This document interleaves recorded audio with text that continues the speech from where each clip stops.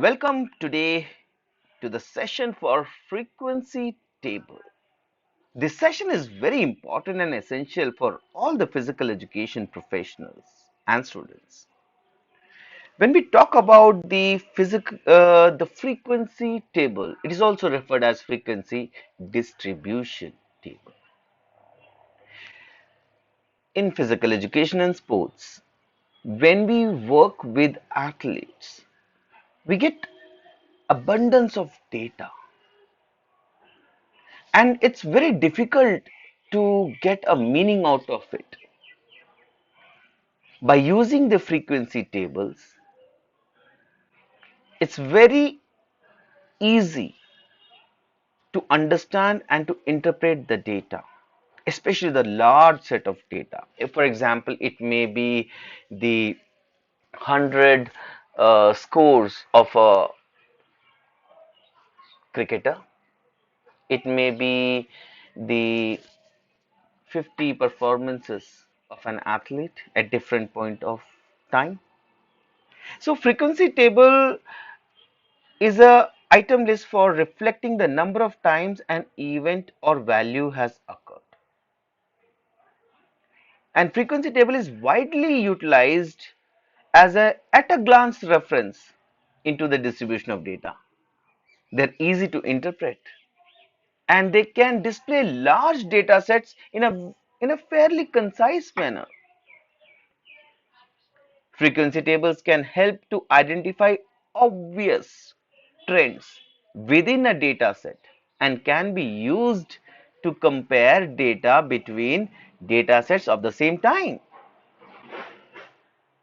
So, frequency tables are extremely valuable. Let's try to understand with an example from sports. Over the screen, we have taken an example of runs scored in 10 innings. So if you see that this data will not give you any meaning because it's not organized in a systematic order. Let's try to create a frequency table out of it, and then we'll have another example with a larger set of data by the towards the end of the session. Now, when we make the frequency table in this session, we'll talk about 4 steps to make a frequency table. Step number 1 is to arrange the data in ascending or descending order, preferably in ascending order, but it can be done in descending too. For example, if we take the same data or the scores, the runs scored in 10 innings, in 10 matches, if you see, this is the raw data. Now we have converted the score into in an ascending order. So the least run scored was 30, then 40, again 40, 50, 50, 50, 60, 60, 60 and 60. So this is step number 1. But again, just think about it. If this is in front of the screen, this is just 10 data. If this would have been 100 data or 1,000 data or 10,000 data, think about it. How much space you needed to put it into a ascending order. So to make it easier, we're gonna use the step 2, that is to use the tally marks. So we created a column, 4 columns. You can see the 4 columns. The first column is for the scores or the values. The second column is for the tally marks.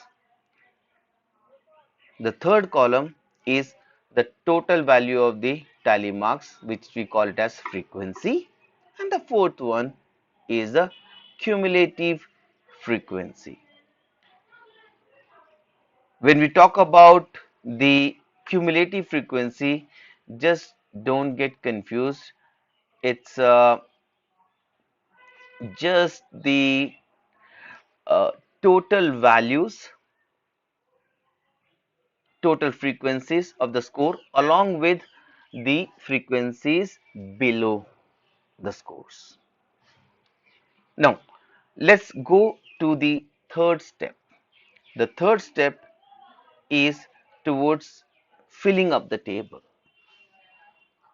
You can see the scores of the 10 inning towards the left.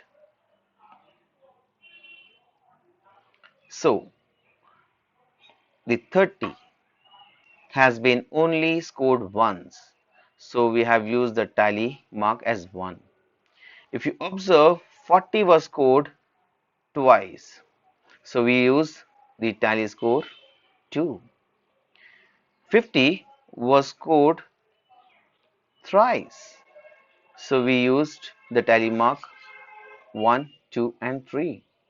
And 60 was scored 4 times.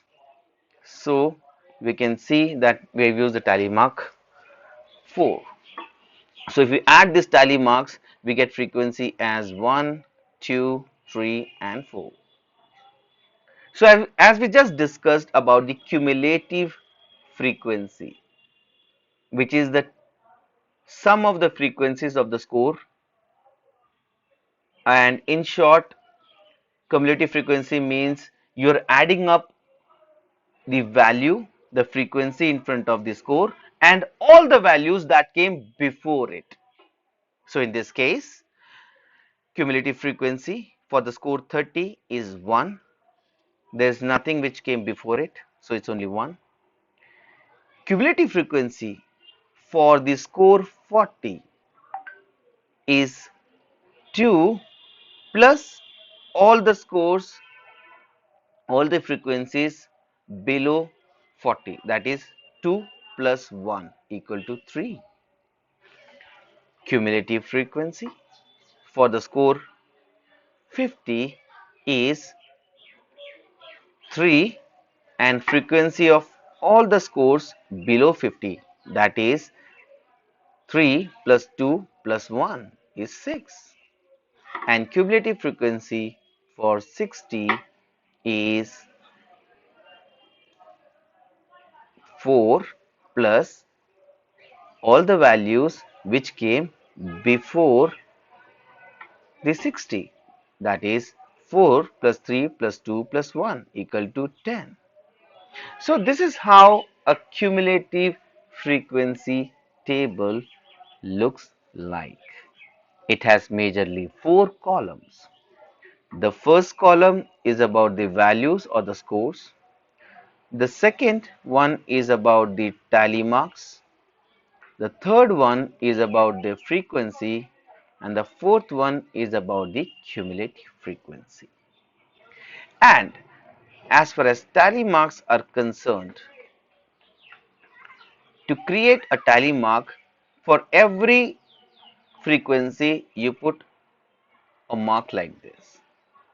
For example, you have 2 frequencies, so you put another mark. If you have 3, another mark, and if you have 4, fourth mark.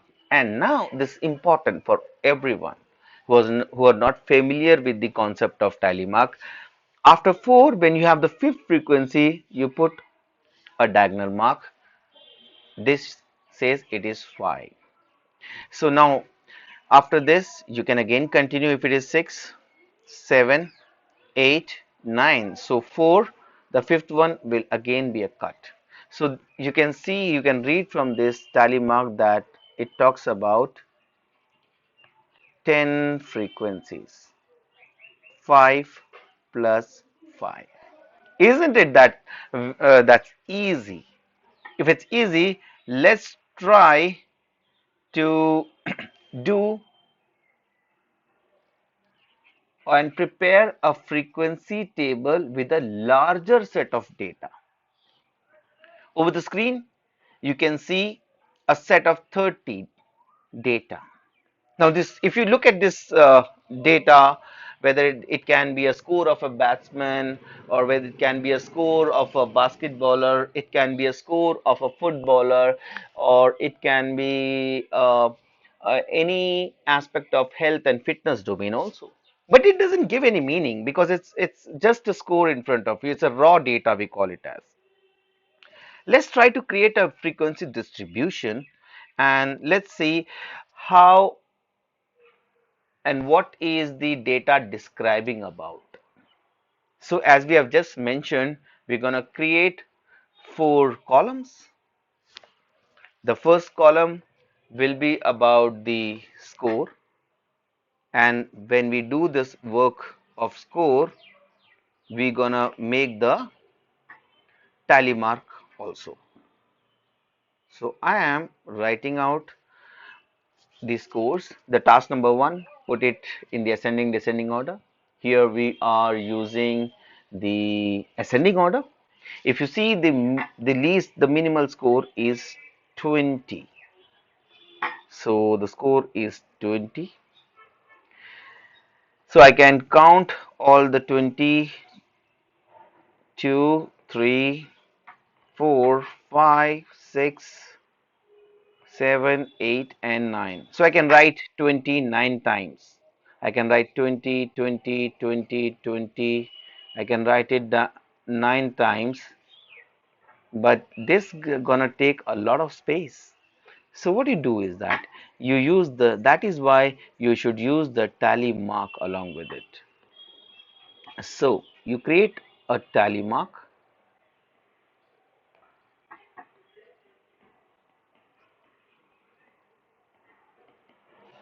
So how many times 20 is there? It's 1, 2, 3, 4. Fifth one is the diagonal line, 5, 6, 7, 8, and 9. Okay. So after 20, which is the score? Let's see. Let's try to find out. It's 30. So we have 30. How many times? 1, 2, 3, 4, 5, 6, and 7 times. So we can write 37 times, but it will take a lot of time and space. So we should use the tally mark system, and we say 1, 2, 3, 4, and 5, 6, and 7. Next score is 40. So how many times 40 has occurred? The number of times the occurrence is the frequency. 1, 2, 3, 4, 5, and 6. So occurrence of 40 is 6 times, and 50, if you see, let's count, the occurrence of 50 is 1, 2, 3, 4, and 5. 1, 2, 3, 4, and 5. And occurrence of 60 is 1, 2, and 3. 1, 2, and 3. So let's write the occurrence value, which you call it as frequency. This is the frequency table. So occurrence value of 20 is 9. Occurrence value of 30 is 5 plus 2, 7. Occurrence value of 40 is 5 plus 1, 6. Occurrence value for 50 is 5, and for 60 it is 3.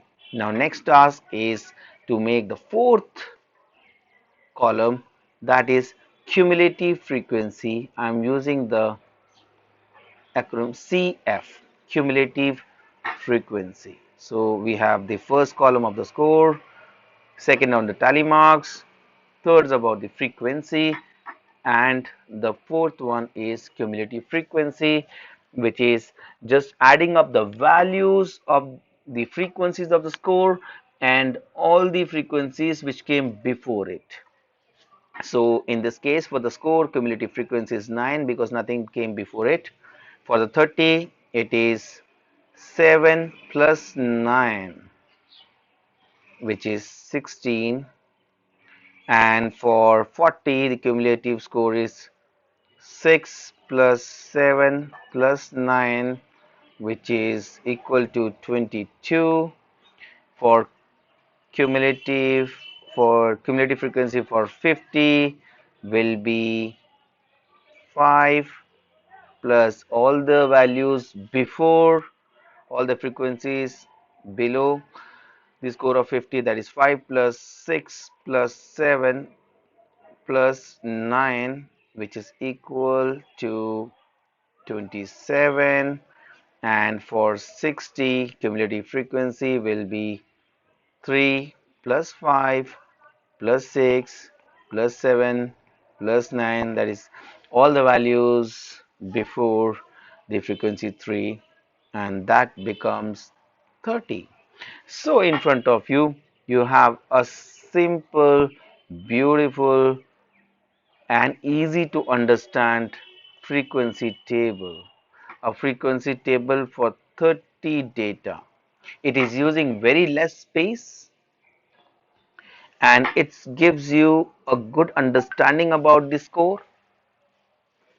If you look at the score once again, you see that the score of 20 has the highest occurrence. So in terms, if this is an example of a cricketer, so we can say that the cricketer has scored 20 runs maximal times, and the highest score of 60 is only the minimal, that is only 3 times. So this gives a beautiful description, a clear description, and an easy description about a large set of data. And at a glance, you can easily interpret the data. You can always understand a large data set in a very fairly concise manner. I hope you will be able to make your own frequency tables whenever you get a large data set, and easily you can follow the 4 steps. That is, first step is to arrange the numbers in the ascending descending order, then using the tally marks the way we have discussed, counting the tally marks, adding as frequencies, and the fourth one is using the cumulative frequency. So this is all about how you make a frequency table. Hope you understood this session. Thank you. Thanks a lot.